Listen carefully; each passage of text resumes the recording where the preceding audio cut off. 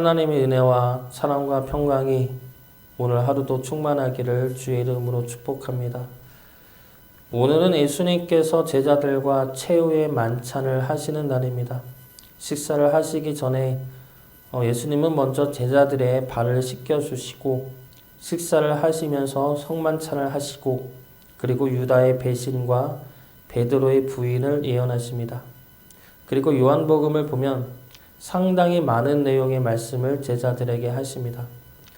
이 유월절 식사를 우리 날짜에 의하면 목요일 저녁이지만 유대인들에게 목요일 저녁은 곧 금요일의 시작입니다.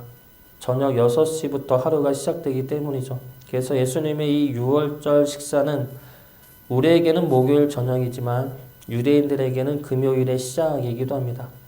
그래서 예수님은 그렇게 유월절이 시작이 되는 날에 제자들과 식사를 하시고 그리고 겟세마네 동산에 올라 기도하시고 내려오면서 잡혀가십니다.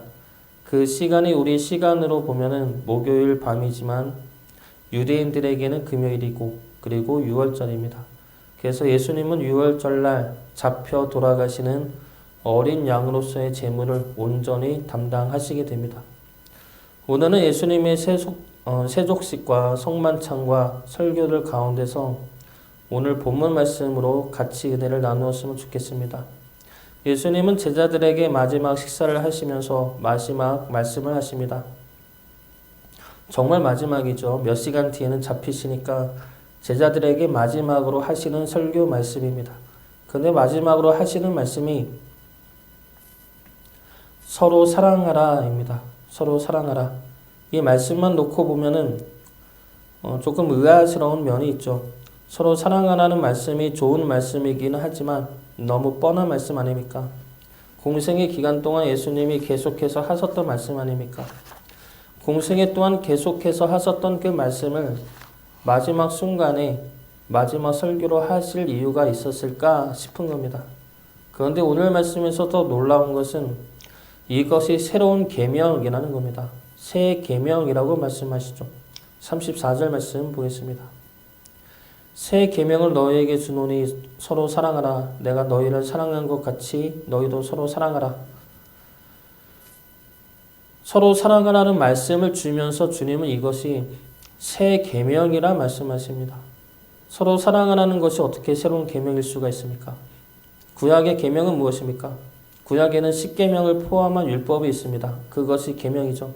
그 계명을 주님께서는 두 문장으로 요약한 말씀이 있습니다.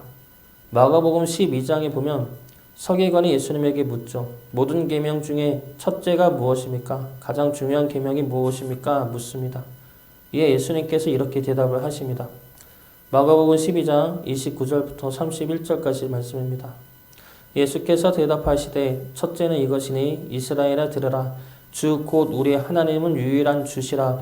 내 마음을 다하고 목숨을 다하고 뜻을 다하고 힘을 다하여 주 너의 하나님을 사랑하라 하신 것이요. 둘째는 이것이니 내 이웃을 내 자신과 같이 사랑하라 하신 것이라.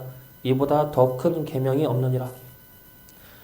가장 큰 계명이 무엇입니까? 라는 질문에 예수님은 두 가지로 말씀하시죠. 주 너의 하나님을 사랑하라. 그리고 내 이웃을 내 자신과 같이 사랑하라. 다시 줄여 말하면 하나님 사랑과 이웃 사랑입니다. 그러면서 이보다 더 큰 계명은 없다고 하십니다. 모든 율법과 모든 계명의 출발은 여기서부터 시작이 되죠. 하나님의 사랑과 하나님 사랑과 이웃 사랑. 하나님을 사랑하기 때문에 예배를 드리고 찬양을 드립니다. 하나님을 사랑하기 때문에 하나님의 말씀을 지키며 사는 것이죠. 거짓말하지 않고 살인하지 않은 것은 이웃을 사랑하기 때문입니다. 이웃을 사랑하면 저절로 지켜지게 될 계명이고 율법들입니다. 그래서 모든 계명의 출발은 이 두 계명, 하나님 사랑과 이웃 사랑으로부터 시작이 되는 것이고 하나님을 사랑하고 이웃을 사랑하면 저절로 행해질 계명들입니다. 그러나 이것은 새 계명이 아니죠. 이것은 옛 계명, 구약의 계명입니다. 원래 있었던 계명을 요약해서 말씀하신 것이죠. 그러면 오늘 주님이 하신 새 계명, 서로 사랑하라와 옛 계명과의 차이점은 무엇입니까? 34절 말씀 다시 보겠습니다. 새 계명을 너희에게 주노니 서로 사랑하라. 내가 너희를 사랑한 것 같이 너희도 서로 사랑하라. 옛 계명과 새 계명의 차이점은 이것입니다. 내가 너희를 사랑한 것 같이 사랑하라. 이것이 옛 계명과의 차이점이고 이 말씀으로 인해 새 계명이 되는 것입니다. 옛 계명에는 두 가지 한계가 있습니다. 하나님을 사랑하고 이웃을 사랑해야 하는데 한계가 무엇이냐면 첫 번째 한계는 어떻게 사랑하는지를 몰랐다는 겁니다. 사랑하라고 했는데 사랑을 어떻게 해야 하는지를 몰랐습니다. 그래서 그냥 예배만 드리면 되나 제사만 지내면 되나 무조건 양보하면 사랑을 하는 것인가 사랑을 해야 하는데 어떻게 사랑해야 하는지를 알 수가 없었습니다.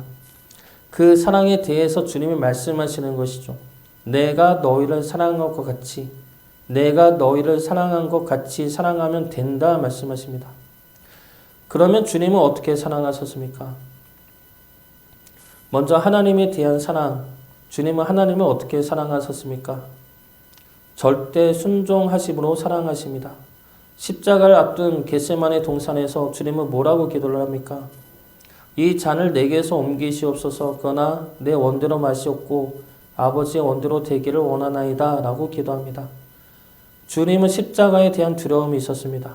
그래서 옮겨달라고 기도를 하죠. 그러나 또 뭐라고 기도합니까?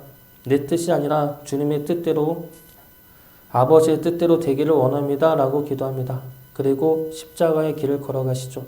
이것이 순종이고 이것이 하나님을 향한 주님의 사랑이었습니다. 그러면 우리는 하나님을 어떻게 사랑해야 합니까? 순종함으로 사랑해야 합니다. 내 뜻이 아니라 하나님의 뜻대로 내 생각과 내 욕심이 아니라 하나님의 뜻에 따라 살기를 결단하고 순종하는 것. 이것이 하나님에 대한 사랑입니다.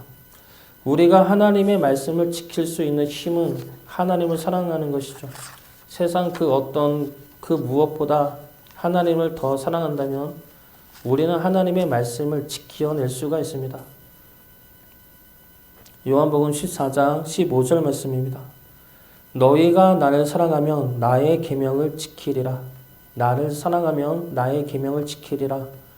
사랑이 하나님을 향한 사랑과 주님을 향한 사랑이 주님의 말씀을 지킬 수 있는 힘이 됩니다.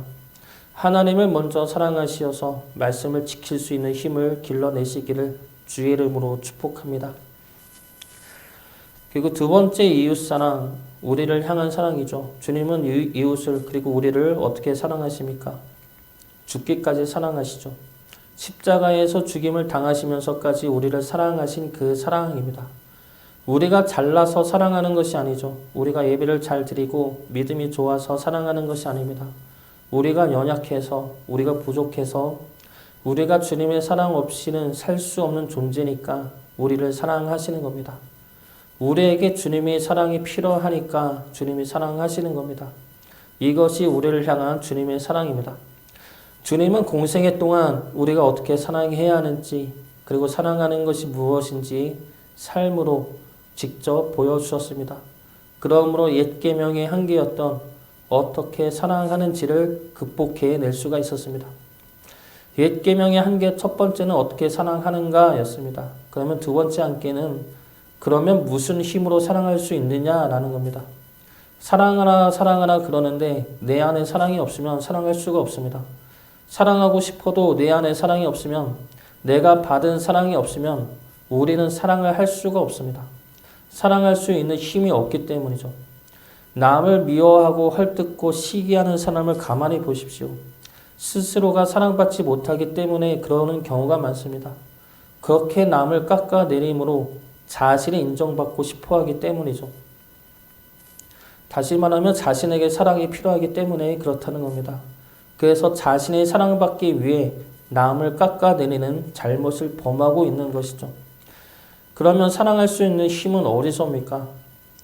우리가 받은 사랑에서 온다는 겁니다. 사랑은 받은 사람이 할 수 있습니다. 사랑받은 사람만이 그 사랑의 힘을 입어 사랑할 수 있는 것입니다. 그래서 주님이 먼저 우리를 사랑하신 것이죠.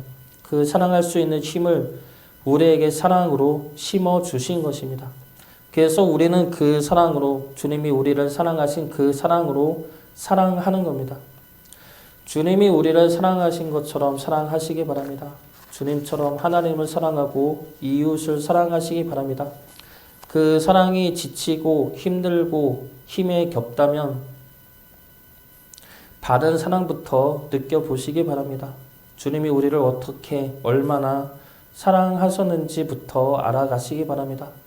남들을 사랑하기 전에 나를 향한 하나님의 사랑이 그리고 주님의 사랑이 얼마나 크고 깊은지를 먼저 알아야 합니다.